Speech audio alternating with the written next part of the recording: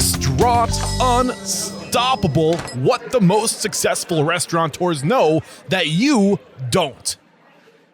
So with excitement, allow me to welcome back on the show for a second time, Ken Schwartz, the president and CEO of SSA Food Service Design and Consulting. Ken, how are you today? Eric, doing great. How are you? Great. So when we first had Ken on the show, organically in conversation, it came up this mentality of being financially sustainable, especially when opening a restaurant. And when you say financial sustainability, what comes into my mind is just what are all the hidden costs that are going to come up?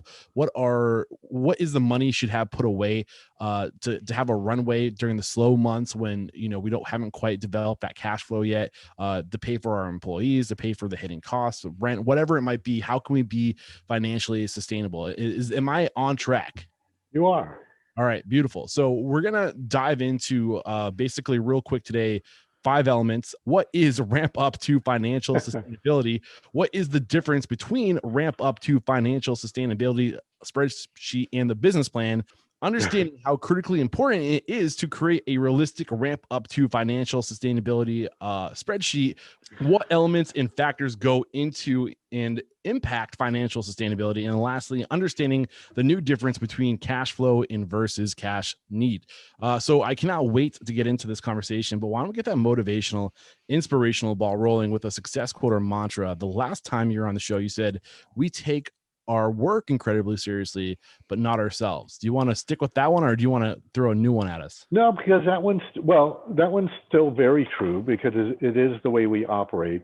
But I think because of the topics of today's podcast, I think I want to add another. And the other is, and everybody's heard this before, and it means different things to different people, but there is no substitute for poor planning, right? Mm-hmm. Or great planning, right? And so, planning can mean different things to different people, right? It can mean lines on paper, right? Oh, we're creating a plan or a design, right? But a lot of it also can be in terms of a spreadsheet, right? Financial planning and what needs to take place to actually be financially successful, financially viable. And a lot of times there are businesses that are on track to do really well. They just don't have the capital to fund that moment where they're actually doing well. And so they end up closing, going out of business, filing for bankruptcy. And it's very, very unfortunate. But a lot of it has to do with just poor planning, not being prepared to figure out what it's going to take to get to that point of financial sustainability. So awesome way to get this thing started. And I think it's really suiting today's conversation, where basically it all comes down to planning for financial sustainability. So where does it make sense to start today's conversation? Just explaining what financial sustainability is? Yeah, and I'm gonna bounce back and forth a little bit relative to financial sustainability and business plan, because a lot of people say, well, I have a business plan. And the fallacy of the business plan is it's missing a lot of things, right? Not the plan itself, but there are other factors and elements that go into capital need that are more than just, oh, here's our business plan. And so for a lot of people, what a business plan means is, here's our projected financials of what we think the business is going to do, right? And so the problem with that is, and the fallacy, the pitfall is, it is a financial statement is primarily, it is an illustration of what has occurred in business. The business plan is the vision of what you would like to occur. Reality and wishful thinking are not always exactly the same thing. And so when we talk to clients about putting together a business plan, we talk about being ultra conservative, right? Because it's really easy to get very excited about what the business could do and get a little overzealous in projecting revenue and forget about a lot of things that are either day-to-day operating expenses, or, and here's probably a super huge factor that a lot of people don't think about, is the startup capital needs. So I'm going to hit on that also, right? Because all of those things have got to be capitalized. So how do we get to a document that is the ramp up to financial sustainability? Well, first of all, you got to, and I got to tell everybody, right? This is a term that we made up. It's not. I don't know that it's necessarily an acceptable term under general accounting practices throughout our country. But as we started working with clients years and years and years ago, we realized that a piece that they were missing is this kind of ramp up to financial sustainability. The short definition is, it is exactly what it says it is what is the ramp up period needed to achieve financial sustainability. And what that really means is, at what point in the business from opening day to date X, that all of a sudden revenue starts to exceed expenses on a consistent basis. So when revenue starts exceeding expenses on a consistent basis, then the revenue line has surpassed the expense line. That is the moment when the business reaches financial sustainability. Now, how do you get there, right? So if I take a step back and we say, okay, let's look at the business plan. And the business plan, and for the most part, 99% of the business plans that come to us from clients that they've put together is primarily a financial statement. Here's our profit and loss statement. Here's what we think we're going to do. Here's our gross revenue. We got to our gross revenue because we have 83 seats. We're a lunch and dinner place. We think at lunch we're going to turn our seats 1.25 times. We think at dinner on these days we'll turn our tables 1.4 times, and on Friday and Saturday night we may turn our seats 2.2 times. And our average lunch ticket is X. Our average dinner ticket is Y. Our beverages at lunch are X number of dollars. Our beverages at dinner are X. All of this rolls into, this is our gross revenue. From that, you have to then deduct, here's our cost of goods sold, right? Here's our food costs, here's our beverage costs. You have to deduct operating costs, all of those things to get to a pre-tax revenue, typically in the industry known as EBITDA, earnings before interest, taxes, and depreciation, EBITDA. So when we talk about that, right, and we look at somebody's financial, it is gross revenue less expenses equals their EBITDA or their pre-tax profit, right? That's it. That's their financial statement. This is our business plan. Well, I'm here to tell you, clear your mind, because you're not doing that on day one, right? Your gross revenue is not going to be at that projected level on day one, and most likely neither will be your expenses for a couple of reasons, right? On day one, your electric bill is going to be 100% of your electric bill. However, because you're ramping up, you're starting up your business, your labor costs may not be completely at your projected labor cost on day one. Your marketing costs may not be at your projected. So what we do is we work with the client and we say, okay, this ramp up to financial sustainability, we start projecting, right? Whether it's week one or month one, however we really want to look at it, we can look at it more macro or more micro, is that on day one, whether it's month one or week one, we're projecting, let's say, for example, that of your business plan expenses, that you're going to be operating at about 80% of your projected expenses, because you're not going to have all of those expenses on opening day. Conversely, right, you're probably only going to be operating at about 40%, maybe 50% of your projected gross revenue, right? So those are important factors, because on day one, right, where initially you were thinking, right, that perhaps on day one you were going to be selling $10 a day and your expenses were going to be $5 a day, leaving you a pre-tax profit of $5. It's not going to be that way. On the first day, your sales are only $5, but your expenses are 7. You have a loss of $2, right? Yeah. So we actually already have a question in. It's actually a question I had from Kyle that typed it in. How do you Yeah, go about projecting expenses you don't know, like utilities, build out, if hood and walk-in is needed? super. Yeah, super. So good question, Kyle. So let's talk about what are expenses, operating expenses versus capital investment. So another piece of the capital need is, and I made a whole separate list of this, right? And this is going to add into cash flow and cash need. So the ramp up to financial sustainability is a profit and loss statement only, right? That's separate from what is our cash need.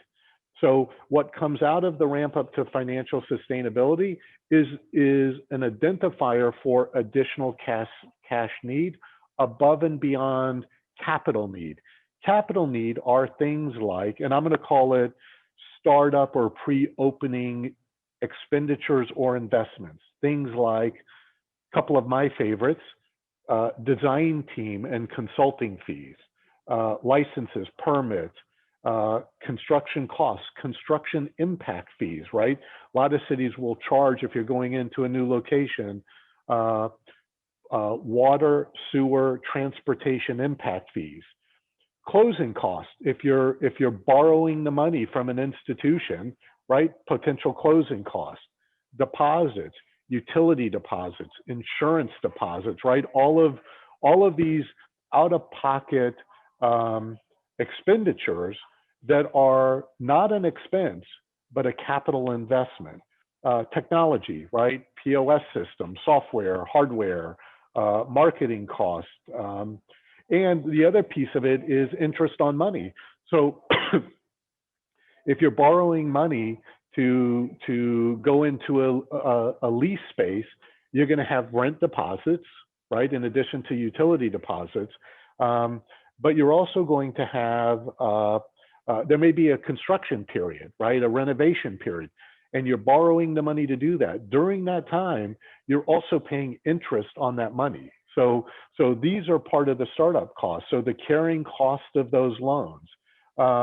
Again, other kinds of deposits, water, sewer, trash, electric, gas, steam, probably if you're in the Northeast. So there are all those utilities.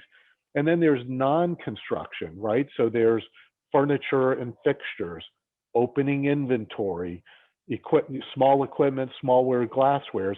And then a lot of things that people don't really think about is, what is the projected cost of opening labor?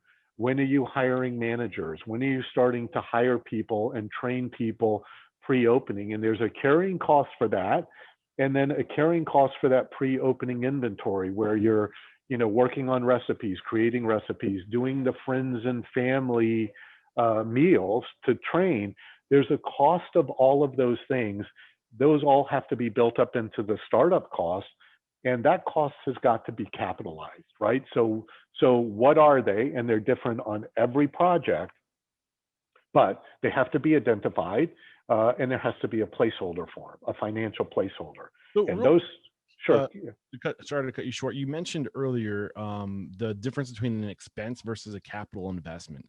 Does it make? Do you mind just clarifying that? Am I cutting you? Am I taking you? I don't want to derail you though. No. So a capital investment is a part of the project that actually goes into developing the project, right?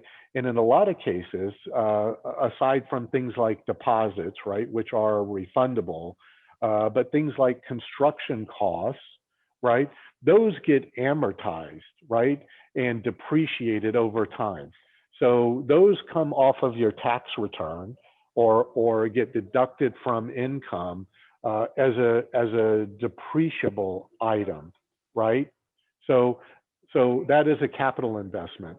Expenses are operating expenses, labor, cost of goods sold, gas, electric, insurance, marketing, rent. Those are direct expenses that come off the bottom line of the financial. So one is a theoretically a purchase of assets, whether it's construction or hard equipment to get depreciated, and that depreciation comes off your tax return. The other is day-to-day operating expenses. Services. Yeah. Got it. Thank you for clarifying. So I can't help but think as it goes through my mind, and when you say the word ramping up, it's almost like when I hear that, I think of like just ramping your business up. And I think a lot of times people get in trouble because they say, I want to open a restaurant, and they envision this 100-seat restaurant with all these facilities and like in this all these just liabilities, really. And it's just like, why do you need to start there? Why not limit your liability? Why not start as small as possible and start where you can? And I don't think people realize how easy it is to start today, especially with the evolution of ghost kitchens, and we have you know uh, all these different spaces out there we can rent or just move into an existing space during off hours. Do you think that plays into ramping up? Totally. It will totally impact initial capital need. It also shortens the amount of time that you can go from, I've decided I'm going to do this, I've started to spend the first dollar, to opening day. It materially shortens that versus one, building a building, right, which will take the longest, or going into a plain vanilla box, right? Let's say you're renting a space on the ground floor of a building, and landlord provides just an empty vanilla box that's got to be designed, built out, etc., versus going into a space, probably the most beneficial opportunity would be going into a space that was previously a food service operation. It's already going to, and again, it may need to be gutted, completely cleaned out, and kind of started over, but it's already got incoming utilities, right?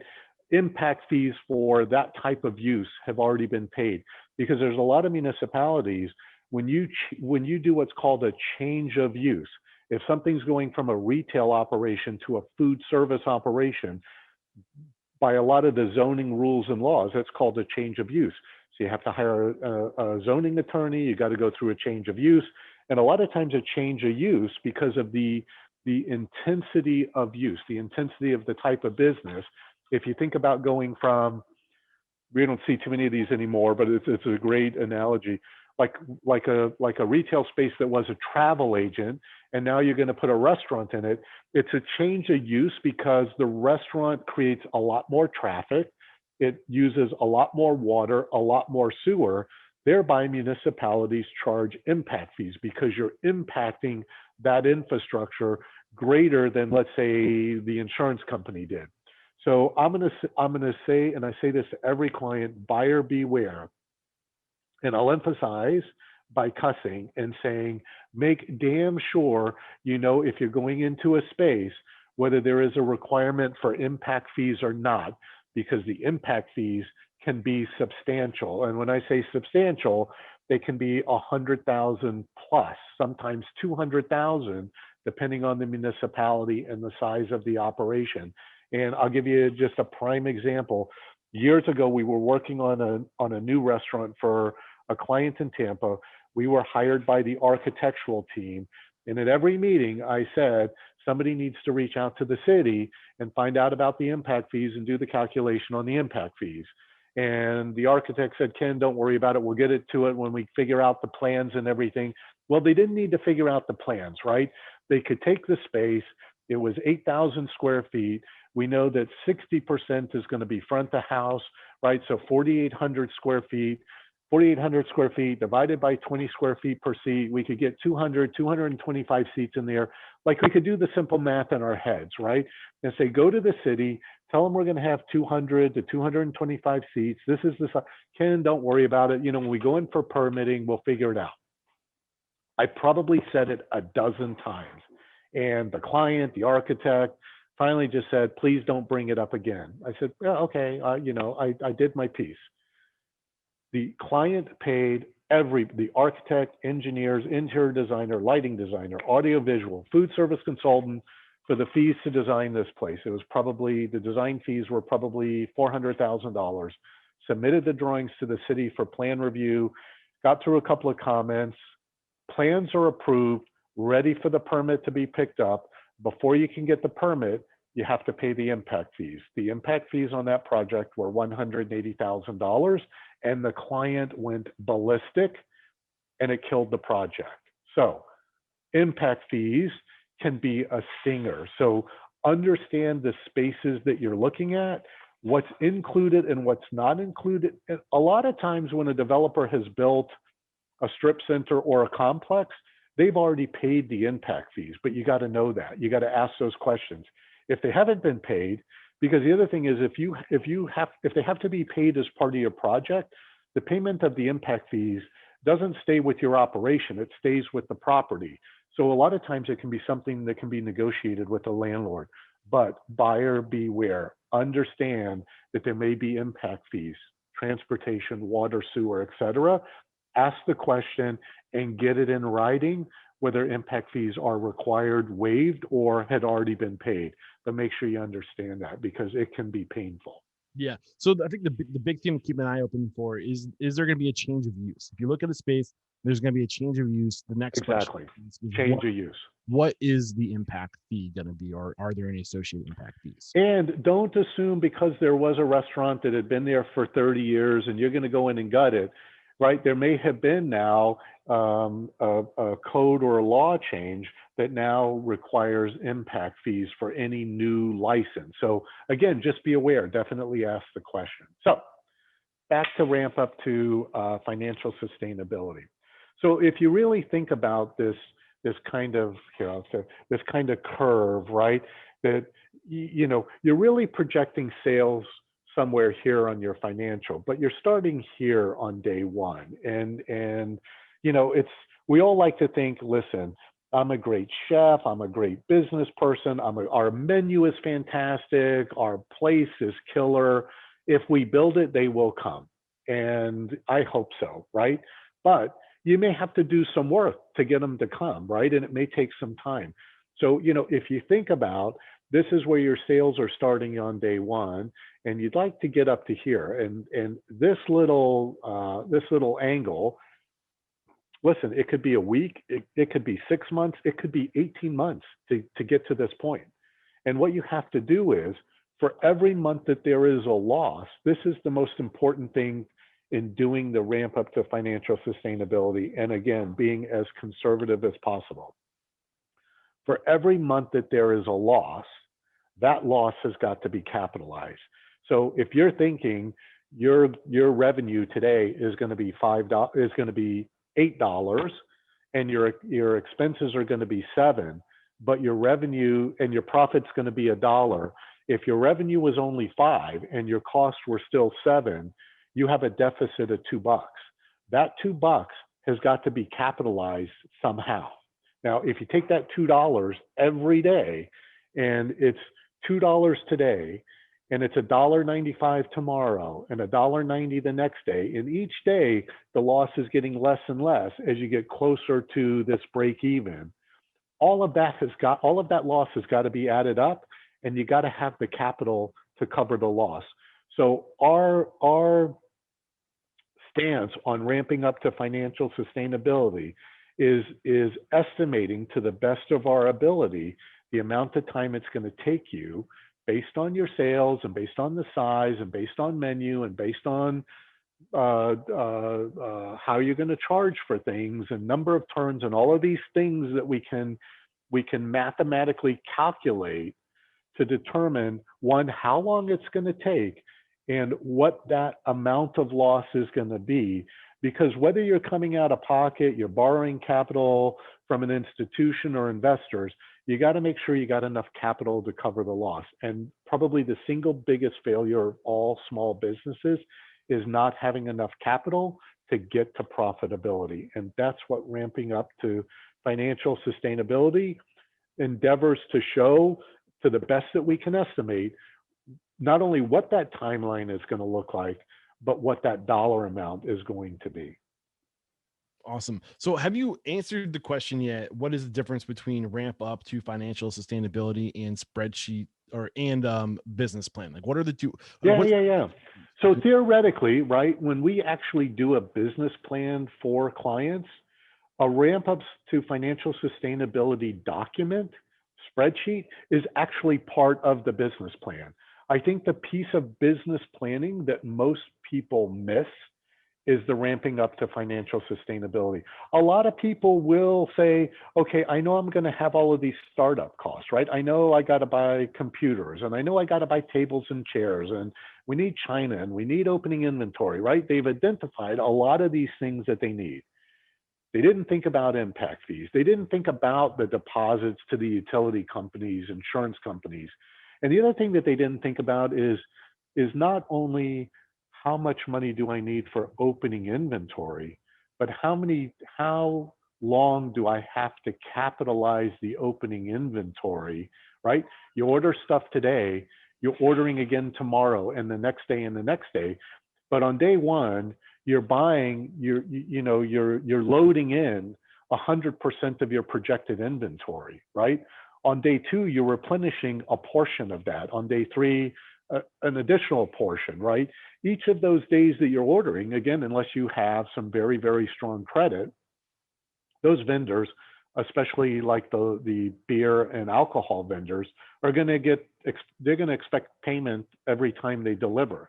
So again, you got to think about how much of that capital you need as well, again, before you're breaking even, because that is a capital requirement. It's a cash requirement.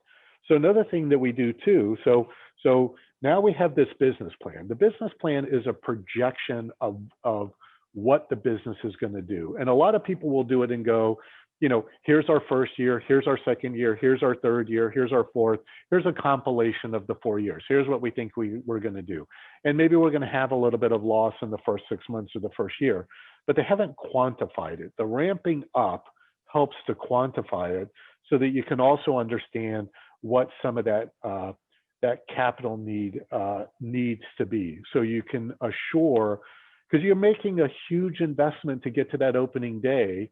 Now, if you haven't capitalized that kind of ramp up period, you could easily go out of business in the first 6 months because you just simply run out of money and your investment just slowly starts to go down the drain. And what is evident by that, and I don't remember the national statistic, it's been a while, but I think it was like 83% of the new restaurant openings in the country closed in the first 12 months. Yeah. And again, a lot of it was just no excuse for good planning, no substitute for good planning, right? And it was just because of poor planning. There was probably great planning for some of these pieces, but a complete miss on some of the key elements of it. So one of the things that we do, right? We take the client's business plan, we refine it.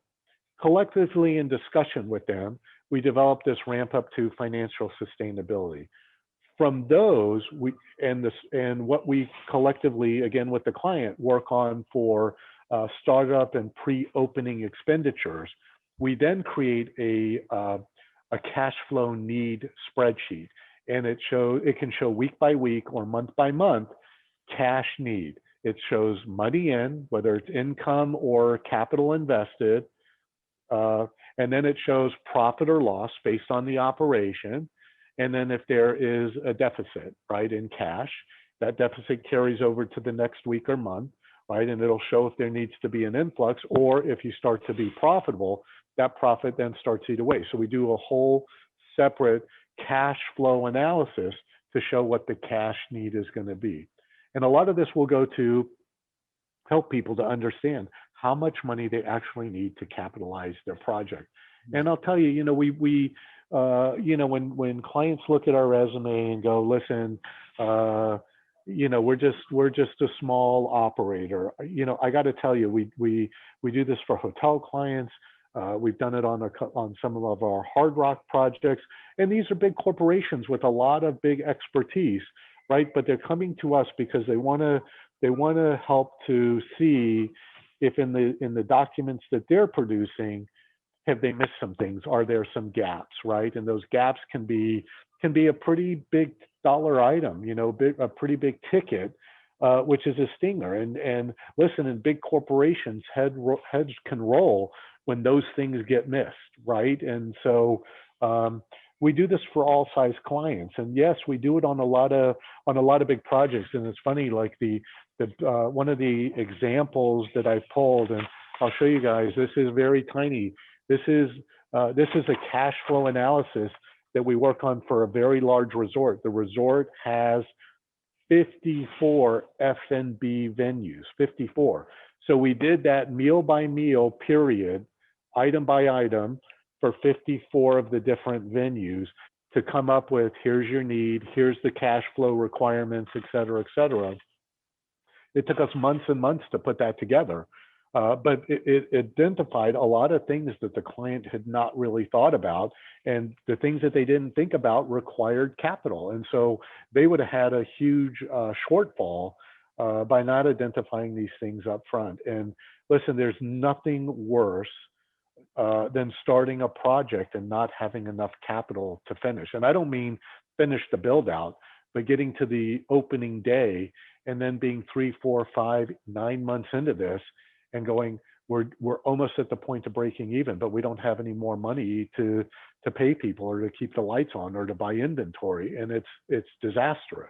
We've covered a lot up to this point. I think you've communicated how critically important it is to create a realistic ramp up to financial sustainability spreadsheet. What I'm curious about now, I mean, you've dropped a lot on us already as far as the different elements that go into this planning, the different variables that we might not have expected, like all those expenses that you just dropped on us. There's a whole list that you've already dropped on us. What haven't you talked about yet that you're hoping to share with us? We did miss something, right? Because one of the things that Kyle asked is, how do you estimate things like utility bills and, like electric or maybe gas? And sorry, Kyle, I didn't want to forget about that. So a lot of times what we'll do is, right, depending on the size of the place, and, we can, even if we haven't started designing anything for you, right? Even if we're just in the financial planning process, if you came to us and said, we're thinking our place is going to be 8,000 or 9,000 square feet, and we're going to have 200 seats, and my menu is going to be this kind of style menu, we can look at previous like projects and go, okay, you're going to need roughly about 2.1 million BTUs, or the gas equipment is going to be about 1.2 million BTUs, right? So we can go to a local gas company and say, this is going to be our need. Roughly, what can we expect as our monthly gas bill? We can do the same thing with the power company, right? We think it's going to be X number of square feet, typical restaurant usage. What can we expect as a monthly electric bill? And a lot of those utilities can provide you with a fairly accurate estimate. So a lot of that data is readily available. A lot of times too, depending on where you may be located, we may have a client in that area and we may call them, right? And maybe their place is half the size or twice the size, right? So we can just take a pro rata share and also test it that way. So there are ways to find that data and be fairly realistic. Again, I will always say we take an extremely conservative approach on both the revenue and expenses. And it doesn't mean conservative, like let's not overstate expenses. Conservative in let's be as realistic as possible. Because what will happen is this kind of business plan really then becomes the roadmap for directing your business down the path you need to get to be profitable. And it becomes the business plan, especially, right, if this is a new operation. So there's no history to say, well, what did we do last year, right? What was our revenue? What was our food cost? What was our labor cost? So you don't have that barometer from previous experience. So you use that business plan to be able to, and this is I think a discussion I had with Wes one time. So each month, right, you're looking at the dollars, but you're comparing the percentages, right? Did my labor percentage go up or down relative? And so watching the percentages is a telltale sign of how things are doing, right? And I think I did mention this to Wes, if all of a sudden within a month or so, your food costs go way up, something is wrong, right? If business is stable, but your food cost has gone way up, what's going on? Are your vendors charging you more than they said they were going to charge you? a lot of times it's pilferage. Are staff giving food away to their friends? Do you have a chef that's running a catering business and using your inventory? But yeah, that's it. You know, when you see food costs spike, it's a telltale sign that something is going on, right? It is one of those things in the restaurant industry, right? That usually stays fairly flat because you usually have a pretty good eye on it. But when you're looking at the spreadsheets, right, the dollars hopefully are going to change as your business change, but any real change in the percentage is really what you want to be looking at. Yeah. And Martha did ask if there was a list of items, like a list of items that we need to consider, or action items to consider when doing this. I know, I think, Wes, you are correct. Restaurantowner.com does have a list that they use. You can check that out. You dropped a bunch of things on us just now, Ken. Do you mind, without getting into like a lot of detail on all those items you dropped on us, just kind of go through the big ones that you mentioned in your Yeah, yeah, yeah. So you're welcome, and I'm sorry. So yeah, because this is just a partial list. It will vary operation to operation, location to location. And again, I'll give you guys some examples. We got asked to come in and design a central kitchen.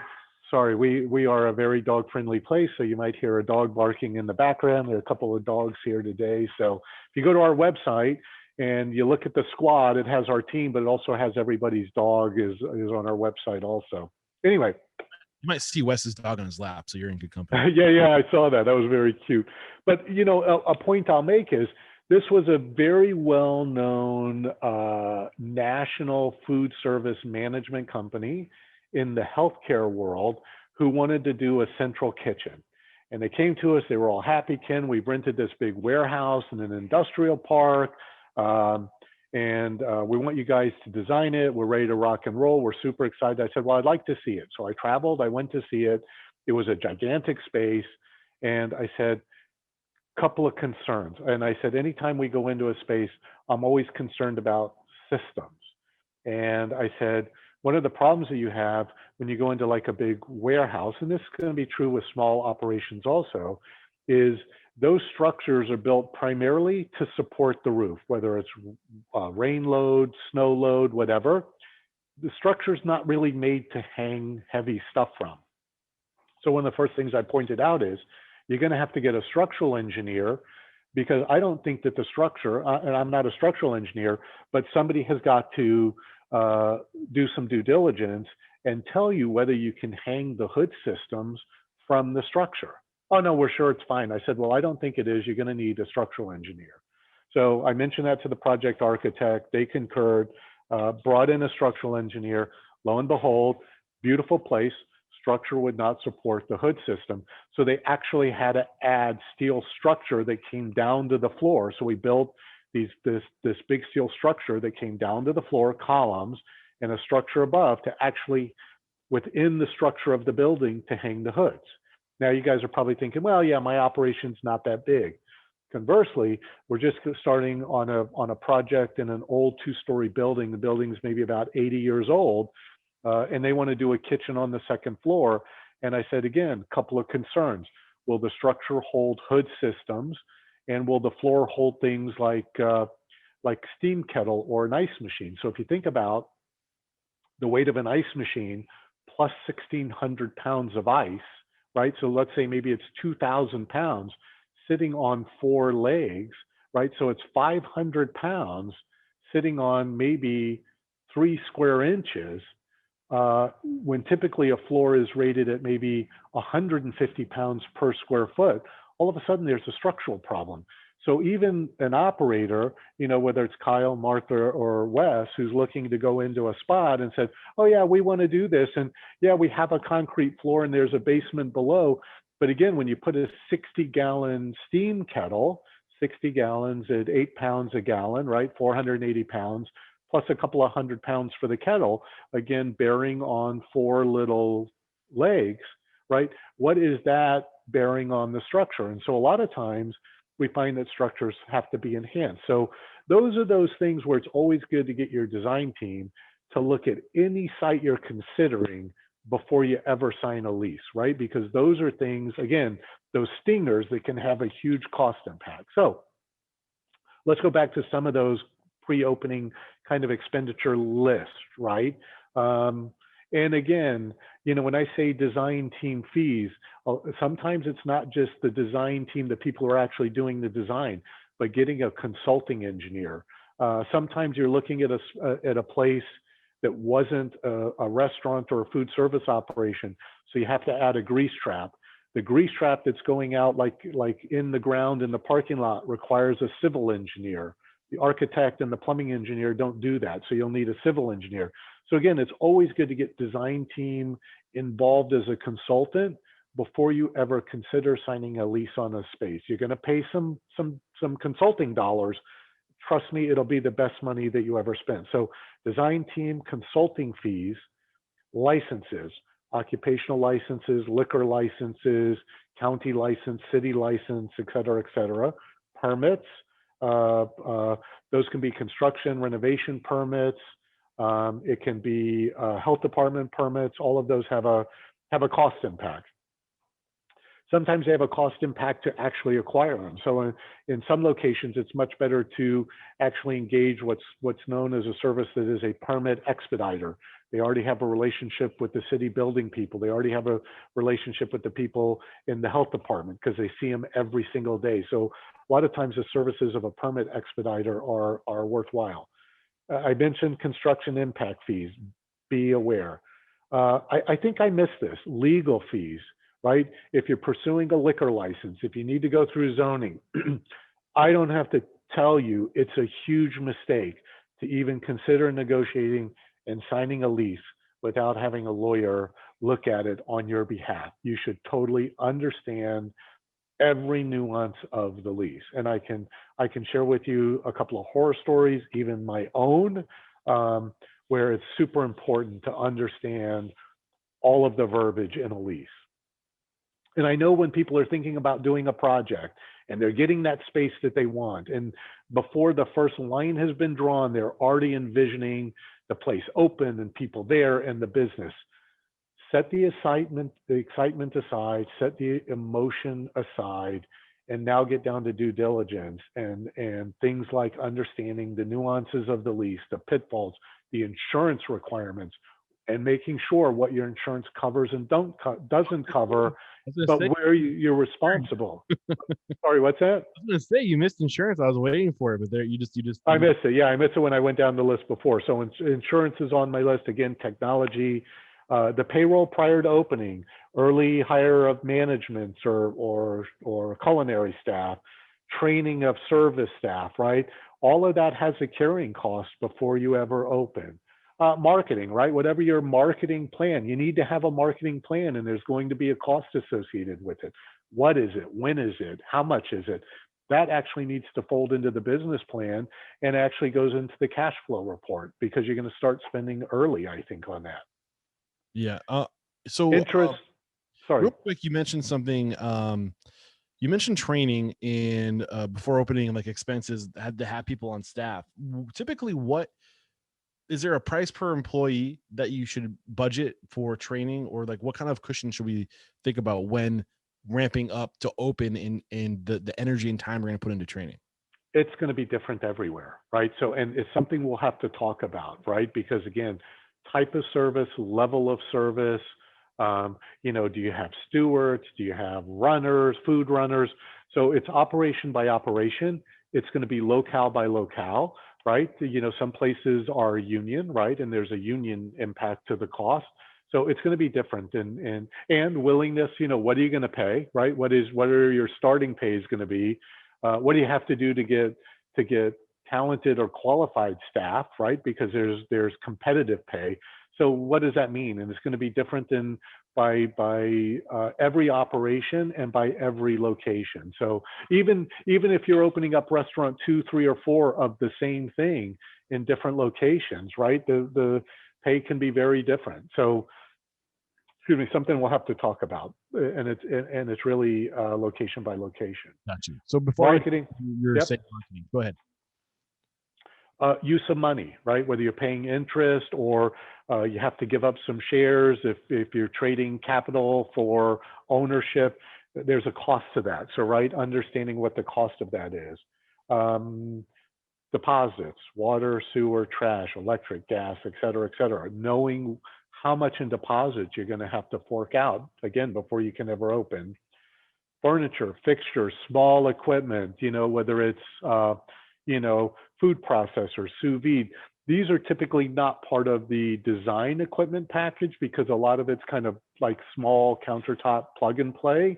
But, things like blenders, all of those things add up. So you need kind of this kind of furniture, fixtures, and what we call OS&E, like the small countertop equipment, then smallwares, glassware, silverware, all, chef's knives, tongs, right? All of these things add up. And normally on a project, we'll take our food service equipment budget, and we usually budget 20% of the food service equipment budget for the small equipment, glassware, smallwares, furniture. So, in a project that has 700,000 in equipment, there's 140,000 in small equipment and flatware, china, silverware, all of those opening things, and it adds up quickly. And a lot of people don't think about the cost of all of that stuff. And then there's the replacement because some of it's going to get broken, damaged, etc. So that was kind of my early, just kind of bullet point startup list. And Martha, there's probably others, and a lot of that will be one may be. Another one may be, and this we experienced quite a bit when we were working in Europe, is there's what's called key money. So you may be looking to go into a place that currently has a lease, and maybe that is a restaurateur in there, and that restaurateur, in addition to selling you the business, wants what's called key money, and that key money is buying out whatever is left in their lease. Right, so key money is a very well-known factor, and it happens quite a bit. And listen, it may be an empty retail location in New York that somebody still has 3 years on their lease, but it's a super hot corner and you want it.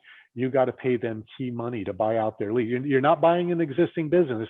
There's nothing there. It's just an empty space, but they're keeping it because they know it's valuable and they know that somebody will pay them key money to take over the lease. So key money is another big one that's out there. Money. Awesome. You dropped a lot on us. Anything you have not mentioned as far as the list you gave me, things we're going to cover. Now's the time to get it out before we open it up for Q&A. No, I think I'm sorry. I do know that we dumped a lot. It's a lot to take in. These are vital mechanics in determining even a go or no go. Again, I think a lot of people get very pie-eyed, very excited about their project. I know we're going to kill it. This is the location I have to have. But I'm telling you, if the math doesn't work, walk away from it and find another location. There's a new area in Tampa that's being developed by, it's not new, it's part of downtown by our arena. There's a huge development, multiple buildings and hotels going up. And I'll share with you guys, we had a client come to us that has another operation that desperately wanted to go down there. They were looking at about 3,200 square feet. It's about $65 a square foot. So the rent is high, but it's highly desirable. And I looked at their current operation and I said, you got a couple of challenges.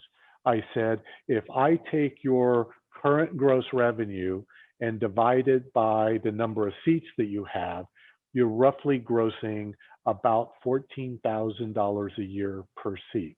If I look at the space that you're going to rent and I peel back the back of house, leaving X number of square feet of front of house and some outdoor dining, we can get roughly about 90 seats inside and about 60 seats outside.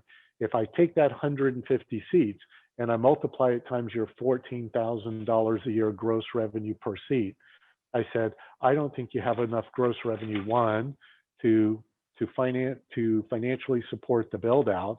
And I don't think you're going to be desirable to the landlord because you don't have enough rent to justify you don't have enough revenue to justify the rent. And I think that that's going to scare them away, and it doesn't work within your business model. And he was very bummed about it. We went and looked at the space, and I said, aha, there's a lot of volume in this space. The Florida structure is very, very high. I said, there is an opportunity to put a mezzanine here and to get more seats. So we did just a very basic schematic design showing the mezzanine and how the mezzanine would impact the seating. So we could get another roughly 80 or 90 seats in a mezzanine, right? All of a sudden, it changed the revenue, but it also increased the construction costs because, right, there's a cost to the mezzanine. And it's not just the ripple effect of the mezzanine, but the added seats and added people also required additional HVAC, air conditioning and heating, right? So there was a ripple effect to this, but it started to make their numbers make sense.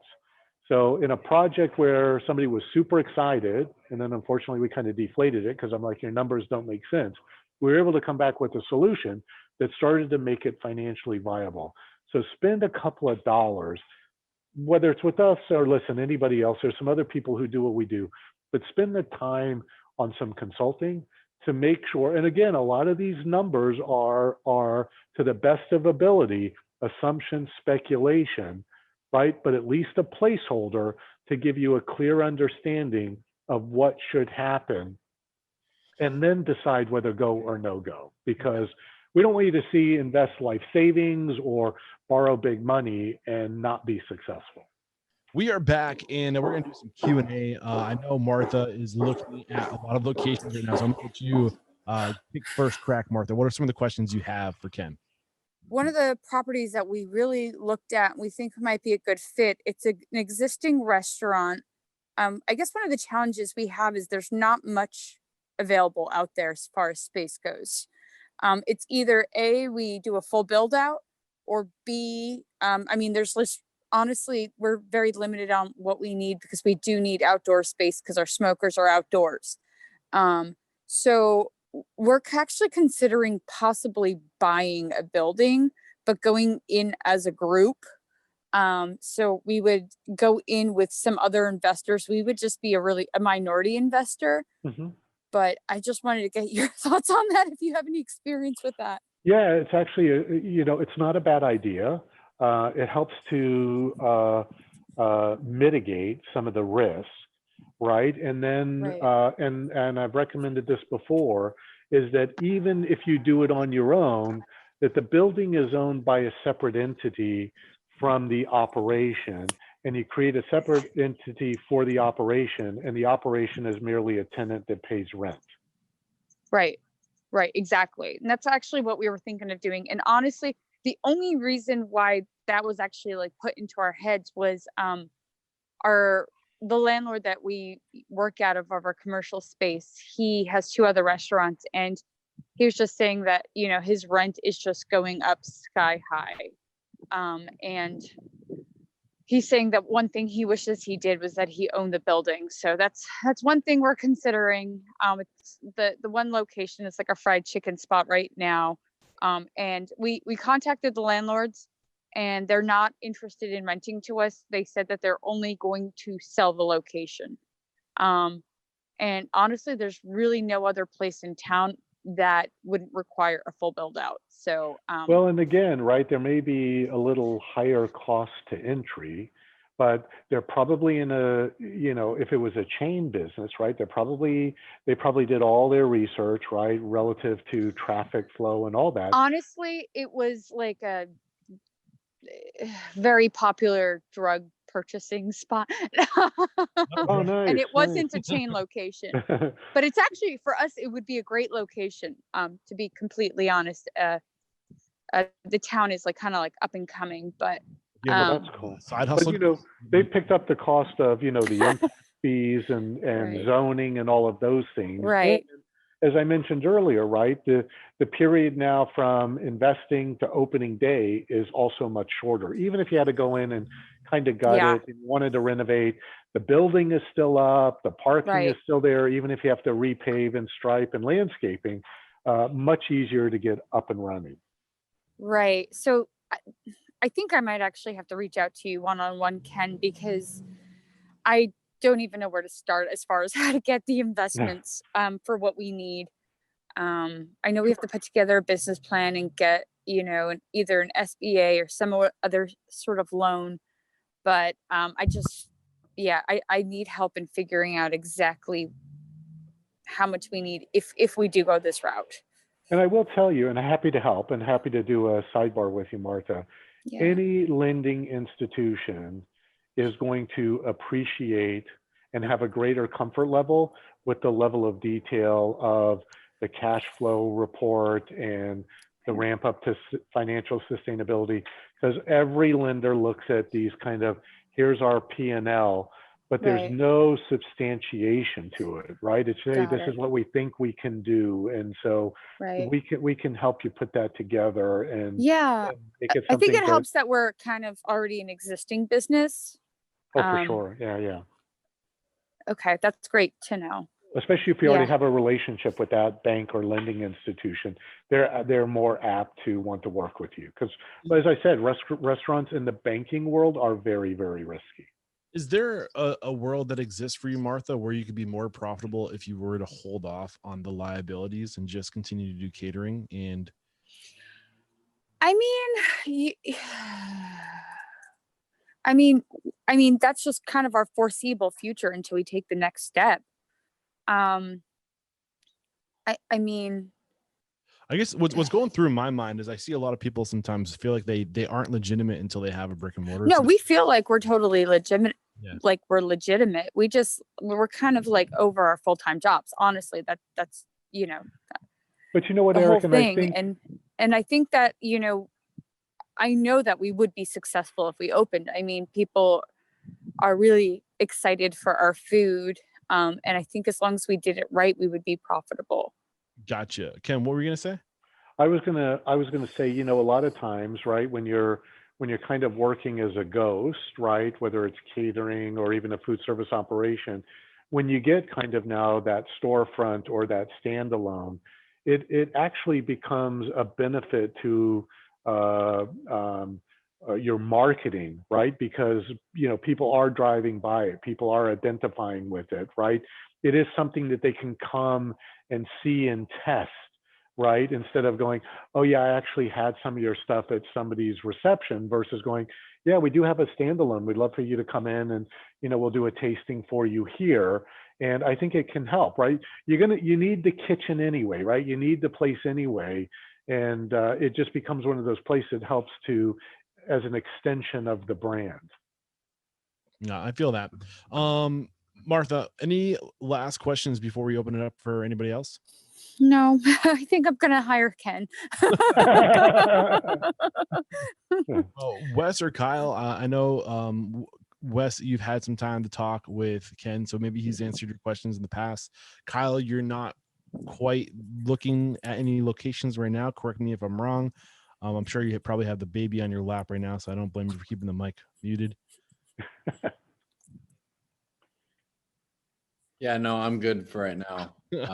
Awesome. He's occupied. I'm still, starting where I can. Right now, it's out of my house for my small community, so I'm kind of a little bit further off in the future. But I think that what you answered about the hidden cost was, and where to find certain things, was the biggest kind of hookup that I was having diving into my business plan, where it's like, I want to put a realistic number down, but where do I go to find said, how much utility Right. if I'm going to do a build out, what's going to be like, or if it's going to be existing restaurant, like that's a huge difference factor in the financials of what I'm going to need, if it's going to be a large build out or not, or, because a lot of stuff I was getting hooked up on, because I was like, I don't want to guess on this. I just got to figure out where to find that number. Feel free to reach out, Kyle. And you mentioned Hood, and I'll tell you guys, and Eric, we can do a whole hour plus on ventilation and the value of buying high efficiency versus inexpensive. And I've had that conversation with clients in the past. And when I talk about the cost of commodity low cost ventilation versus high efficiency, there's not a huge delta between them, right? In terms of additional costs. but the operating cost of the inefficient one is very expensive. You pay it every month in your utility bills for the life of your business. And so we've had clients who just said, we can't afford it. And I'm like, let me show you on paper why you cannot afford it, why you cannot afford not to do it. So when you get there, Kyle, reach out. Happy to run you through some of that. Yeah. I have one question that came to my mind earlier. I'm going to bring it back to the conversation. You talked a little bit about finding like turnkey operations that were once already a restaurant that you just move into. What is your experience with being someone's exit strategy? That's something that comes up a lot in the show. I think a lot of people are always waiting, just looking at the market, waiting for locations to pop up. But I would encourage people to look at locations that are still in business that you want to take over, and maybe just approach those people and say, hey, if you're ever thinking about selling, like, do you have any experience in that or any advice regarding being someone's exit strategy? Look how young Kyle got. He's like Benjamin Button. Hey, buddy. He said, unfortunately, we can't hear you, but good to see you. People listening in, Kyle's son is standing in front of the camera. Yeah, super cute kid, very cute. Anyway, I think it's a great idea because, you never know when somebody's ready to get out. And a lot of people, don't want to hire a business broker because a lot of them are sharks, right? A lot of them don't want to list or hire a broker because they don't want to scare off their staff. But in the back of their mind, right, they've been quietly thinking, how and when do I get out of here? So listen, you never know the answer unless you ask the question. So I think if there's a spot that you like, right, and you think, when I look at, a couple of key things to look at is the place tired, right? Are they not putting money back into it? That's usually a pretty good sign that somebody's kind of over it, or they just don't care anymore. And, they got up on the surfboard, the wave has kind of crashed, they're just kind of riding this thing into shore until there's no more energy. Those are the ones that I would probably look to first, but I would always ask the question, Eric. All they can say is no thanks, right? Is there a tactful way to go about doing that? I think you just go, I would go there a few times, check it out, get a sense of the vibe of the place, really, see what kind of traffic's driving by, see what kind of traffic's coming in, ask to speak to the manager. Hey, how are things going? Hey, who owns this place? And, the owner may even be absentee, or a lot of times, you can just go like to the state, right, to file search and see who owns it, and just shoot them a note. And what I would always recommend is if you're going to shoot them a letter, send it like FedEx next day, second day. Nobody looks at their mail, junk mail. Everybody opens a FedEx envelope if they get it. So I would always suggest spend the 16 or 20 bucks and FedEx it to them because they'll open it and they'll read it. Yeah, great advice. Awesome stuff today. Thank you so much, Ken. If we have questions for you, if we want to follow up, if we want to follow you, what's the best way to connect? Best way, you can always go to our website, Studio FS, like food service, studiofs.com, or just email me directly, ken@studiofs.com. Beautiful. And this is episode 802. Head over to restaurantunstoppable.com/802. We'll have a summary of today's discussion, as well as any way to connect, any links, anything mentioned, links to right there in the show notes. Thank you so much, Ken. There is no questioning, my man. You are unstoppable. No, appreciate it. And guys, anytime I can help, please feel free to reach out. Happy to do it. Beautiful. Thank you. And cheers. Cheers.